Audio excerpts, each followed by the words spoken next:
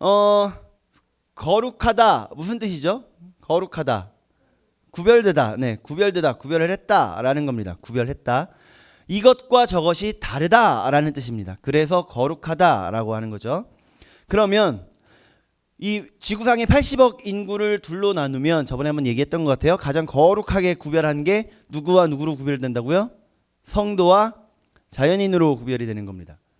여러분 막 그 산에 사는 그 자연인 생각하시면 안 돼요. 중생되지 않은 인간, 하나님을 알지 못하는 인간을 자연인이라고 합니다. 금요 예배 때 잠깐 우리가 결혼을 왜 해야 되냐, 자녀를 왜 낳아야 되냐, 도대체 뭐가 미안해요. 왜 낳아야 되냐 그 얘기를 잠깐 했었는데 결론은 뭐였어요? 우리는 보통 그 사람들과 다른 이유를 갖고 있어야 된다. 그들과 다르다 이유가. 이렇게 얘기를 했었죠.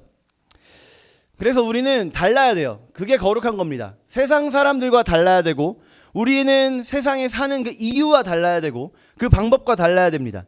결혼하는 이유도 세상과 다르고요. 자녀를 낳는 이유도 세상과 다릅니다. 그게 거룩이에요. 근데 놀라운 건 우리가 가정에서 살아가는 것도 세상과 달라야 됩니다. 가정생활도 달라야 돼요.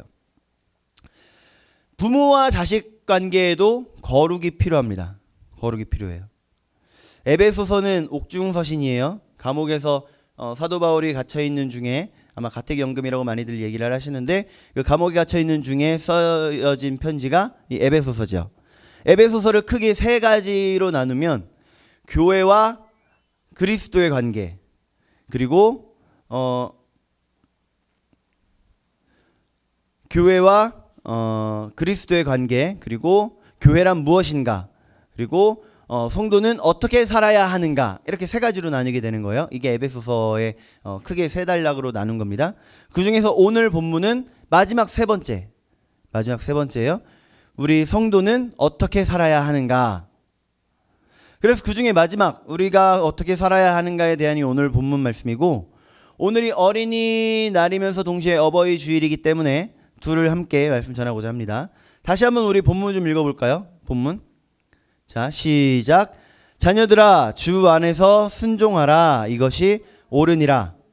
내 아버지와 어머니를 공경하라. 이것은 약속이 있는 첫 계명이니 이로써 내가 잘되고 땅에서 장수하리라. 또 아비들아, 너희 자녀를 노엽게 하지 말고 오직 주의 교훈과 훈계로 양육하라. 아멘. 부모 자식 관계가 우리나라에선 천륜이라고 하죠. 천륜. 끊을 수 없는 관계다라고 이야기를 해요. 끊을 수 없는 관계다. 근데 놀랍게도 가장 끊을 수 없는 끈끈한 관계가 이 부모 자식 관계이기도 한데, 동시에 이상하게 조금 껄끄러울 수 있는 관계가 부모 자식 관계예요. 저는 제 아들과 그런 느낌 별로 들지 않지만 또 제 아들은 또 다르게 느껴질 수도 있겠죠. 여러분들을 어떻게 자기 부모님들을 생각하시는지 모르겠어요. 얼마 전에 그 밤늦게 한 10시쯤인가 누가 노크를 하고 들어오는 거예요, 교회로. 그래서 맞이를 했는데 한 50대 중반쯤 되는 한 아저씨가 들어오십니다. 그래서 같이 대화를 했어요. 1시간 동안을 가화만사성에 대해서 이 열변을 토하다 가셨습니다. 자기 교회는 원래 있는 분이셔서 열심히 다니시라고 했고, 가화만사성, 집이 평안하면, 가정이 평안하면 다 잘 된다, 이런 뜻이죠. 그런데요, 이 가화만사성도 노력해야 되는 거예요. 노력해야. 저도 생각날 때마다 노력합니다. 성도들이 1년 중에 주일날 예배 들어가기에 가장 꺼려지는 달이 5월달이래요. 동의하시나요? 5월달에는 이 어버이 주일이 있고 스승의 주일이 있고 이러다 보니까 어버이 주일 하면 자녀들에게 잔소리를 자꾸 하게 되는 거예요, 목사님들이. 어린이 주일 되면 목사님들이 엄마 아빠한테 자꾸 잔소리를 하게 되는 거예요. 그래서 듣는 성도들은 그 잔소리가 싫어서 왠지 좀 꺼려지는 그 달이라 그러고, 사실 목사님들도 설교하기에 가장 좀 걱정되는 달이 5월달입니다.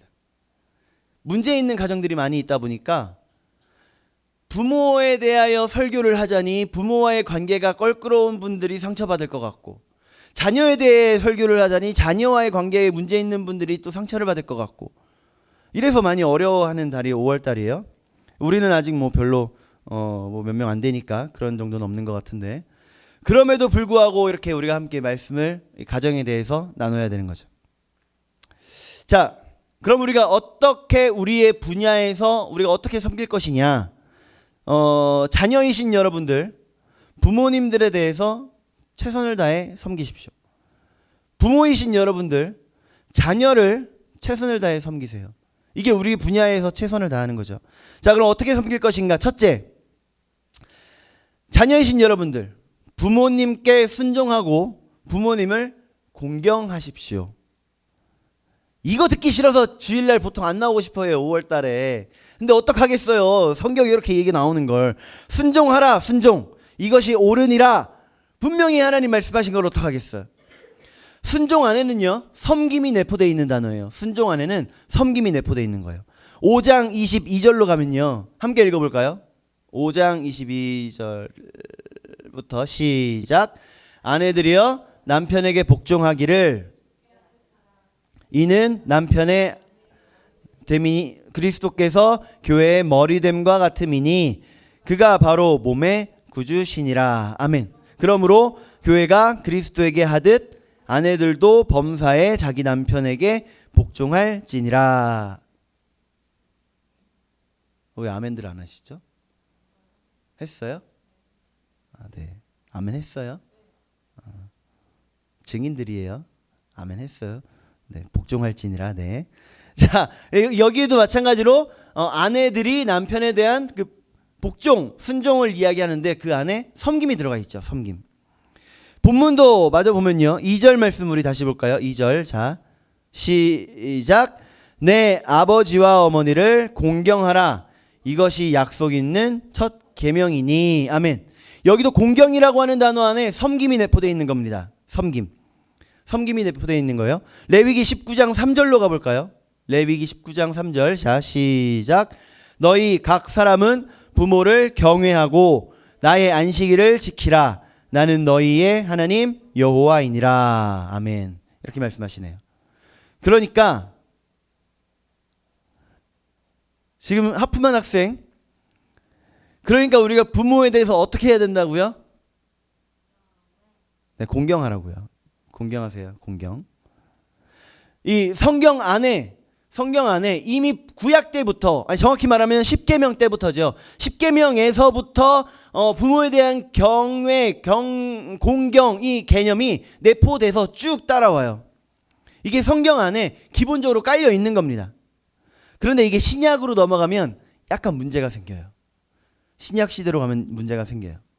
이상한 전통이 들어오면서 이 부모 공경에 대한 이 말씀이요, 변질이 되는데 고르반이라고 하는 개념이 생겨버리는 거예요. 원래는 이 고르반이란 뜻이 내 것을 하나님께 이미 드린 바 되었습니다. 내 것을 다 하나님께 드렸습니다. 라는 뜻인데, 이걸 어떻게 변질시키냐면 자녀로서 부모님을 모셔야 되는데 내 모든 소유를 고르반, 하나님께 드렸으니 내가 부모님께 드려서 부모님 유익을 위해 써야 할 물질이 없습니다. 내 거 다 이미 하나님께 드렸거든요. 그래서 부모를 모시지 않는 모습이 생겨버리는 거죠. 이게 고르반이에요.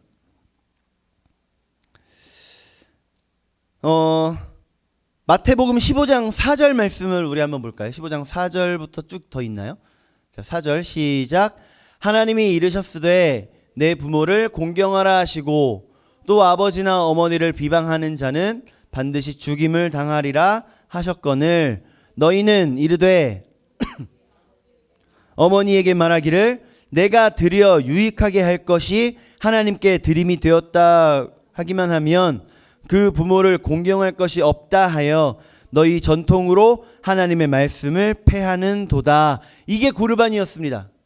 하나님을 핑계로 내 부모를 모셔드리지 않는 거, 하나님의 말씀을 내가 내 마음대로 변질시켜버리는 거, 이거를 조금 더 간략하게 표현하신 말씀이 마가복음 7장 11절 함께 할게요. 시작.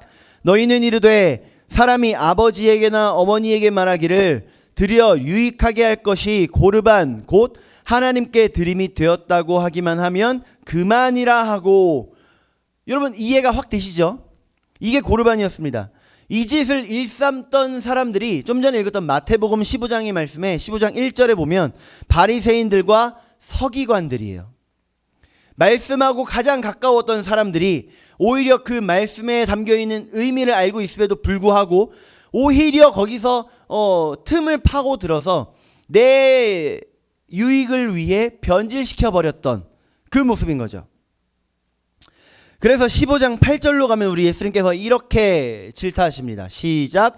이 백성이 입술로는 나를 공경하되 마음은 내게서 멀도다. 우리가 알고 있는 이 말씀이 부모 공경하지 않는 바리새인과 서기관들의 모습을 통해서 예수님께서 말씀하셨던 거예요. 예배를 잘 안 드리는 모습에서 이 말씀을 하신 게 아니라 부모에 대해 제대로 섬기지 않는 모습에서 이 말씀을 하신 거예요. 딱 그 당시에 바리새인들과 서기관들에게 맞는 말씀을 하신 거죠. 근데요, 우리가 여기서 한번 또 생각을 해봐야 돼요. 우리의 모습은 다른가? 사랑은 아무리 내리사랑이라고는 하지만 내 자식에게 해주는 건 전혀 아깝지 않으면서 내 부모에게 하는 건 작은 거 하나도 아까워하는 모습. 사실 그 모습이 우리 안에 있지 않을까요? 우리 교회는 80% 이상이 40세 이하 청년들로 이루어져 있기 때문에 40세 이하요? 네. 그래서 이 자녀에 대해서 이야기를 하면 약간 덜 그 마음에 와닿을 수도 있을 것 같아요. 그래서 나 자신에게 쓰는 거는 아까워하지 않으면서 내 부모에게 쓰는 것은 아까워하는 그런 모습. 솔직히 우리 안에 있지 않나. 얼마 전에 그 유튜브에 알 수 없는 알고리즘으로 인해서 그 이상한 영상을 하나 봤어요. 이상하다고 그 이상한 쪽이 아니에요. 그 지난주에 우리 지용 형제가 얘기했던 그 언더그라운드 있잖아요. 기억나요? 지지난주죠? 언더그라운드. 그게 떠버렸어요. 기독교라고 유튜브에 쳤더니 기독교 랩 해가지고 그 사람들이 나와서 그 호 와우 이거 봤어요? 안 봤어요? 나 그거 보고 웃겨가지고 그래서 몇 개를 또 보게 됐는데 그 언더그라운드 그 맨스티어라고 하나요? 그 사람들이 돈을 엄청 벌었어요. 힙합 곡 하나 내고 그걸로 돈을 엄청나게 벌었어요. 그래서 그 엄청나게 번 돈으로 이제 부모님께 용돈을 드리는 영상이 있더라고요. 얼마를 드리나 계속 봤어요. 드린다길래 야, 이 젊은 사람들이 괜찮네. 그러면서 보고 있었는데 용돈을 얼마 드렸냐? 20만 원 보내드렸대요. 내가 알기로 그 사람들 몇 억을 벌었는데 그래 그럴 수 있겠다 싶어서 그냥 계속 보고 있는데 자기 여자친구는 클럽에 그 테이블을 잡는데 돈이 들어간다네요. 그냥 200만 원? 톡! 그 옆에 있던 친구가 부모님께 용돈을 더 드려 그랬더니 그걸 아까워하는 모습을 보고 와 이게 나랑 비슷하구나. 여러분 우리가 한번 생각을 해보자고요. 나는 어떤가? 무겁고 힘들었을 요즘 여기 왜 이렇게 뭐가 날라다녀? 금요일에는 여기서 뭐가 빙글빙글 돌고 있었거든요. 우리가 나는 어떤가? 무겁고 힘들었을 텐데도 10달 동안 나를 뱃속에 품고 다니셨던 어머니에 대해서 나는 어떻게 생각을 하나? 우리 잠깐 그 영상 하나를 좀 준비를 했는데 불을 좀 꺼야 보이지 않을까 싶네요. 총선이 아빠, 진영이 아빠. 항상 미안해요, 걔한테는.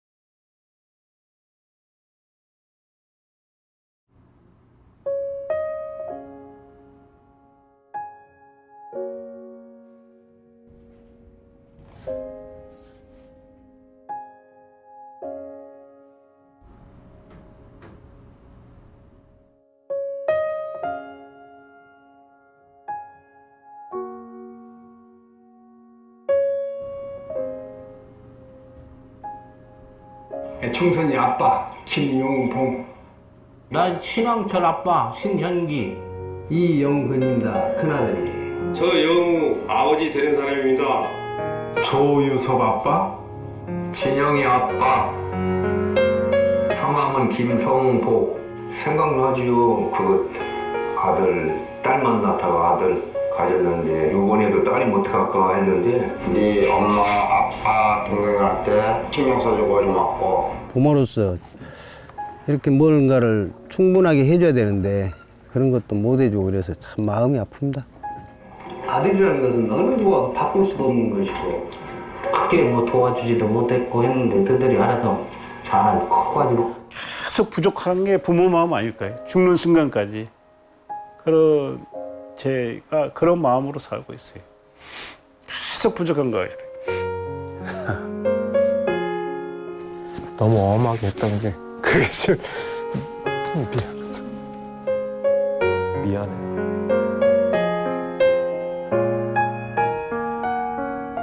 항상 내가 부족하고 항상 미안해요. 걔한테는.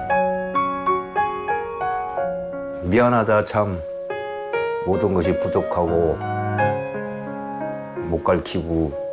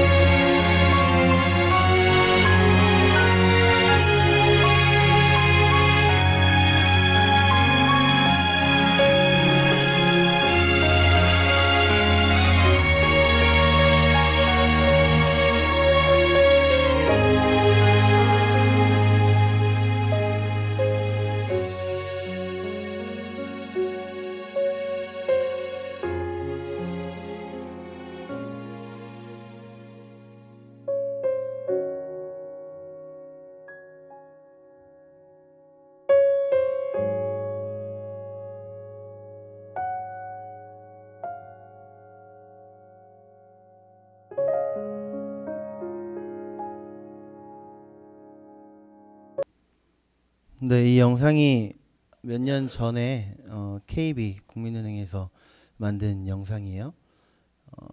보셔서 아시겠지만 네, 자녀를 사랑하는 것만큼 아버지를 사랑했냐? 아이의 자는 모습은 이렇게 유심히 감동적으로 이렇게 쳐다보는데 아버지의 모습은 본 적이 있냐? 아들에게 사랑한다 했던 것처럼 아버지에게 사랑한다 말한 적이 있냐? 이런 거죠. 우리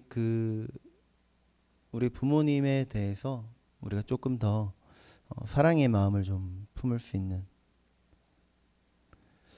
너무 일찍 아버지를 먼저 올려 보내드린 아들로서 먼저 올려 보내드린 아들로서 말씀드리자면 정말 계실 때 잘하세요. 네, 자녀 되신 여러분들, 네, 그렇게 부모님에 대해서 우리가 더 공경하고 더 사랑할 수 있는 우리가 되길 소원합니다. 두 번째는요, 우리 부모님들에게 권면드립니다. 부모님 되신 분들에게 권면드려요. 그리고 또 우리가 이 80% 이상이 40세 이하의 젊은 층이다 보니까 앞으로 그 부모가 되실 분들까지도 권면드립니다. 자녀에 대해서 예수님의 마음으로 보살피십시오. 자녀를 예수님의 마음으로 보살피세요. 4절 말씀 우리 같이 볼까요? 4절. 자, 시작. 또 아비들아 너희 자녀를 노엽게 하지 말고 오직 주의 교훈과 훈계로 양육하라. 아멘. 여기서 아비들아 했는데 아비들은 아버지만을 말하는 게 아니에요. 어머니 아버지 둘 다를 말하는 겁니다. 그 두 분 다에게 이야기한 거예요. 부모이신 여러분, 언젠가 부모가 되실 여러분 기억하세요. 자녀를 노엽게 하지 말아라. 그리고 오직 주의 교훈과 훈계로 양육해라. 여러분 오해는 하지 마세요. 노엽게 하지 말라 그랬다고 해서 자녀에게 설설 기어라 이런 말씀 절대 아닙니다. 절대 아니에요. 오히려 자녀는요 내 그 부부로 인해서 있는 아이인 거예요. 가정의 중심은 부부입니다. 자녀가 아니에요. 자녀에 대해서 설설 기는 거 이거 옳은 방법 아닙니다. 그런데 여기서 노엽게 하지 말라. 이게 무슨 의미냐? 마음에 상처를 입히지 말아라. 마음에 상처 입히지 말아라. 이 이야기인 거죠. 여러분 어떻게 할 때 자녀들이 마음에 상처를 입을까요? 어떻게 할 때? 아이들이 상처 입는 방법. 학대죠, 학대. 육체적인 학대든 정서적인 학대든 그 학대가 아이들에게 상처가 됩니다. 예를 들어 매를 든다고 했을 때 그 매로 인해서 자녀의 피부에 흔적이 남으면 그 흔적은 자녀의 마음에 상처로 남습니다. 그래서 말로만 하면 좋겠지만 오은영 박사님 그 말로 잘 하시잖아요. 그 말로만 하면 얼마나 좋겠어요. 근데 그렇게 안 돼요. 안 됩니다. 매를 들 땐 들어야 돼요. 단지 여러분 자녀 키울 때 기억하세요. 때릴 땐 때려야 되는데 때리고 나면 꼭 감싸 안아주시고 싸매주시고 치료해주세요. 그래야 그 마음에 상처가 안 생깁니다. 잠언 23장 13절 말씀에 보면요. 아이를 훈계하지 아니하려고 하지 말라. 채찍으로 그를 때릴지라도 그가 죽지 아니하리라. 현대의 말로 바꿔볼까요? 때려! 안 죽어! 그래서 저도 열심히 요즘은 안 때리잖아요. 때릴 때마다 저는 가슴 정말 미어지면서 때렸습니다. 왜냐하면 제가 때리는 그 흔적 하나하나가 제 아들에게 가슴에 상처로 남을 거라는 걸 알기 때문에. 그래서 늘 언제나 매를 들고 나면 다시 안아주는 이 작업이 꼭 필요했었어요. 다윗 여러분 많이 아시죠? 다윗의 아들들이 여러 아들들이 반역을 저지르는데 그 중에 한 명이 아도니아입니다. 아도니아는 그 형 압살롬이 반역을 일으키고 죽고 그 한참 후에 또 반역을 일으킨 아들이에요. 넷째 아들이 되는데 이 아도니아가 어떻게 반역을 하느냐? 솔로몬이 왕이 되기로 되어 있는데 어느 날 갑자기 내가 왕이다라고 이야기를 해버리는 겁니다. 물론 그냥 얘기한 건 아니고 미리 준비는 되어 있었어요. 이 허무맹랑한 소리로 인해서 밧세바가 다윗에게 찾아가서 아니 내 아들 솔로몬이 왕이 되게 하기로 하시지 않으셨습니까? 라고 함으로 인해서 솔로몬이 조금 더 일찍 왕위에 앉게 되는데 이런 반역을 저지른 아도니아에 대해서 솔로몬이 왕이 된 후에 어떻게 하느냐? 살려둡니다. 살려둬요. 반역을 저질렀는데도 불구하고 살려둬요. 그럼 어마어마한 감사가 있고 그래서 오히려 더 솔로몬한테 잘해야 되잖아요. 근데 이 아도니아가 어떻게 하느냐? 밧세바에게 슬그머니 가서 솔로몬의 어머니인 밧세바에게 가서 이렇게 꼬드깁니다. 저 왕이었는데 사실 제가 내려놓은 거 아시잖아요. 저한테 대신에 선물 하나만 주세요. 무슨 선물을 주냐? 아비삭, 수넴 여인 아비삭을 저에게 주세요. 이렇게 꼬드깁니다. 이 아비삭이 누구냐면요. 다윗이 나이가 많이 늙었을 때 그 다윗을 수종들기 위해서 젊은 여인 한 명을 데려가요. 그 여인입니다. 쉽게 말하면 전왕, 선왕의 여인인 거죠. 선왕의 여인을 달라는 건 내가 지금 왕에 대한 욕심을 버렸다 안 버렸다? 안 버렸다. 그로 인해서 솔로몬에게 죽임당하는 사람이 아도니아입니다. 아도니아.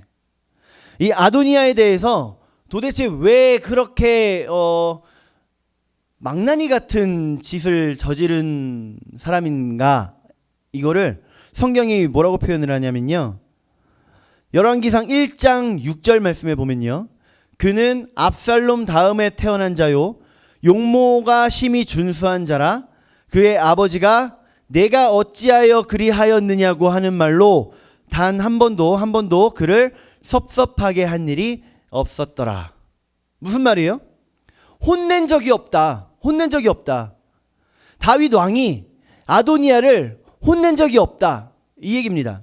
혼난 적이 없으니까 자기가 지금 용서받았음에도 불구하고 감사하지 못하고 또 일을 저질러서 결국에 죽임당하는 모습까지 가는 거죠. 여러분 다시 한번 말씀드립니다. 정말 큰 잘못을 해서 어쩔 수 없이 매를 들어야 한다면 매를 들어야죠. 들고 나서 꼭 다시 감싸 안아주세요. 내가 너를 사랑하기 때문에 어쩔 수 없이 매를 들었다는 걸 알게 하세요. 내 아이를 기를 때, 양육할 때의 기본은요, 오직 주의 교훈과 훈계로 양육하라. 오직 주의 교훈과 훈계로 양육하라. 예수님의 마음입니다. 예수님의 마음이에요. 교훈과 훈계라고 했다고 해서 말씀 가지고 가르쳐라. 말씀 가지고 가르치는 거 좋죠. 그런데 그걸 얘기하는 거는 아니고요. 교훈과 훈계, 예수님의 교훈과 훈계는 예수님의 그 마음입니다.